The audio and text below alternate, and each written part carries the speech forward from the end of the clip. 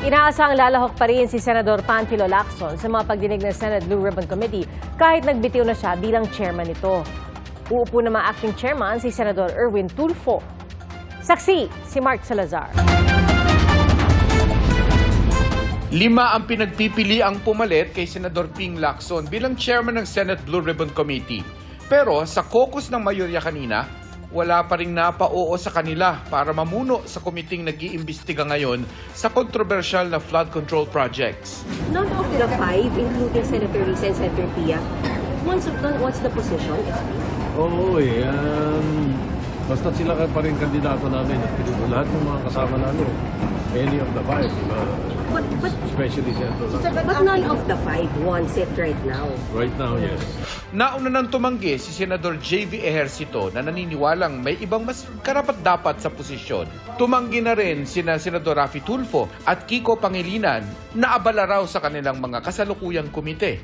Hinihingan namin ng pahayag si Senador Risa Ontiveros pero hindi rin daw siya napapayag ni Soto. Ang sinasabi nila is very busy sila doon sa mga hearings nila eh. Halos lahat, 2-3 committee na hinahawakan nila na very, very important committee, major committees. So what they are saying is that they don't have time for it right now. So kaya yung right now, ibig sabihin nun, kaya hindi namin din-discount na yung 5 ay totally out. Si Senadora Pia Cayetano hindi raw saradong no ang sagot, pero busy nga raw siya at masaya sa 2 hawak niyang major committee. Hindi madaling umuo sa mga ganyang bagong posisyon. And because my name was mentioned, it's my job to consider it, diba? 24 lang naman kami.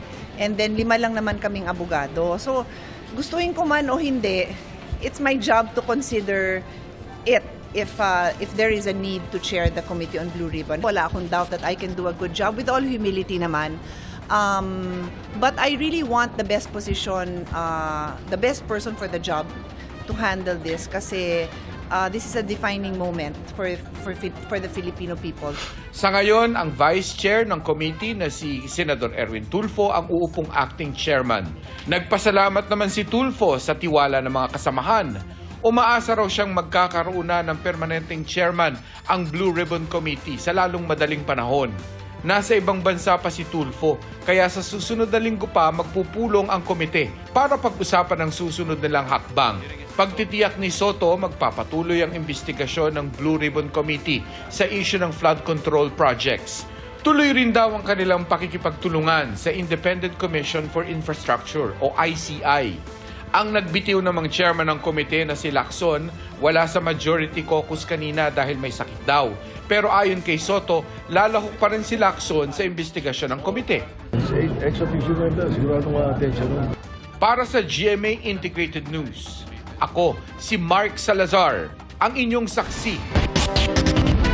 Tagumpay na nakapaghatid ng ayuda ang mga barko ng Pilipinas sa mga mangingisdang Pilipino sa West Philippine Sea. 4 na barko ng Philippine Coast Guard o PCG ang lumahok sa operasyon, katuwang ang 11 pang barko ng Bureau of Fisheries and Aquatic Resources o BFAR. Kabilang sa kanilang ipinamahagi ay gasolina, 5 toneladang durog na yelo, at may 300 grocery pack para sa halos 100 sasakyang pangisda. Nakumpleto misyon kahit naroon ang mga barko ng China at mga helicopter ng Chinese Navy para takutin ang mga mangingisdang Pilipino. Department of Trade and Industry nagbabala laban sa epekto ng pagbuhos ng imported na produkto sa merkado. Ayon kay Trade Secretary Cristina Roque, kasunod yan ng pagpapatupad ng dagdag taripa ng Amerika sa ilang bansa. Sa The Voice of Industry Business Summit 2025, sinabi ni Roque na posibleng dumami ang mga produktong galing sa China, Vietnam at iba pang bansa. Kaya kailangan mabalanse ito sa pamamagitan ng pagprotekta sa mga local producer ayon kay Federation of Philippine Industries Chairperson Beth Lee. Ang Bureau of Customs pinag-aaralang i-digitize ang lahat ng operasyon nito at higpitan ang inspeksyon. Pagkakaisa ng ASEAN para alagaan ang kalikasan, isinulong sa coconut planting activity sa Mexico, Pampanga. Binigyang diin ni Malaysian Ambassador Datu Abdul Malik Melvin Castellino Anthony na mahalaga ang ganitong klase ng aktibidad lalo pat sa susunod na taon ay gaganapin sa bansang ASEAN Summit. Bahagi ang selebrasyon ng Dia de Galion na paggunita at pagpapahalaga sa makasaysayang Manila-Acapulco galleon trade na nagsimula noong panahon ng mga Espanyol. Dumalo rin ang mga kinatawan ng Indonesia at Myanmar. Ayon kay Tourism Undersecretary Myra Abubakar, maganda ang mga ganitong aktibidad para ipaalala ang pagtutulungan tungo sa sustainability at pangangalaga sa kalikasan. Matapos naman ng symbolic tree planting, ay nakiisa ang mga dumalo sa pagtatanim na nasa 200 na seedling ng atsuete at bayabas. Dumalo rin ang mga miyembro ng Mexico LGU. Para sa GMA Integrated News, ako si Bernadette Reyes, ang inyong saksi. Kinumpirma ng Department of Migrant Workers o DMW ang pagpanaw ng isa sa mga Pilipinong sakay ng Dutch cargo ship na inatake ng grupong Houthi sa Gulf of Aden noong Setyembre. Bago ito, kritikal ang kanyang lagay ng masagip. Nagpapagaling naman sa ospital sa Djibouti ang nasugatang Pilipinong cook ng barko. Ang kay Secretary Hans Kakdak, lumabas sa paunang investigasyon na hindi nabigyan ang 12 Pilipinong tripulante ng barko ng pagkakataong tumangging dumaan sa delikadong bahagi ng Gulf of Aden. Ni hindi raw sila naabisuhan, taliwas sa patakaran ng DMW. Suspendido na ang Philippine Manning Agency ng mga tripulante pati ang kumpanyang may-ari ng barko. Nasa Ethiopia ngayon ang ilang opisyal ng Pilipinas para asikasuhin ang pag-uwi sa labi ng nasawing Pilipino na hindi raw iniwan noon ng barko at ang kanyang trabaho para matiyak ang kaligtasan ng kanyang mga kasama. Inaasikaso na rin ang pag-uwi ng nakaligtas na cook ng barko. Lord, please send some help.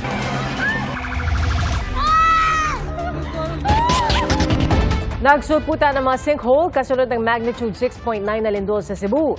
Ayon sa Mines and Geosciences Bureau, posible ang mga sinkhole sa mga lugar na mayaman sa limestone. Paano nga ba matutukoy kung may sinkhole sa iyong lugar? Alamin sa pagsaksi ni Nico Wahe. Kasunod ng magnitude 6.9 na lindol na yumanig sa iba't ibang bahagi ng Visayas, naglabasan ang mga sinkhole sa Northern Cebu. Sa inilabas na impormasyon ng Mines and Geosciences Bureau, karst subsidence ang dahilan ng paglabas ng mga sinkhole. Ayon sa MGB, karst area ang Northern Cebu, kung saan ang lupa ay mayaman sa limestone. Sa loob ng libu-libong taon, natunaw ang limestone, kaya nagkakaroon nila ng malawak na cave system sa ilalim ng lupa. Ang malakas na lindol ang naging trigger o nagpabagsak sa mga mahihinang bahagi sa ibabaw ng cave system. Nagresulta yan sa sinkhole. Ayon sa dating chief geologist ng MGB na si Liza Socorro Manzano, sa Pilipinas, marami raw talagang karst area o yung lugar na maraming limestone. Gaya raw sa Bohol na niyanig din ng malakas na lindol noong 2013. 75% daw ng lupa sa Bohol ay may limestone. Patuloy raw na minamapa ng MGB ang mga sinkhole sa bansa bilang bahagi ng kanilang mandato. Ang sinkholes ay pwede sa plain, pwede sa bundok, pwede sa dagat. We have sinkhole in the submarine, no? Mga blue holes na tinatawag, coastal areas. So anywhere basta may karst. Okay, basta may limestone.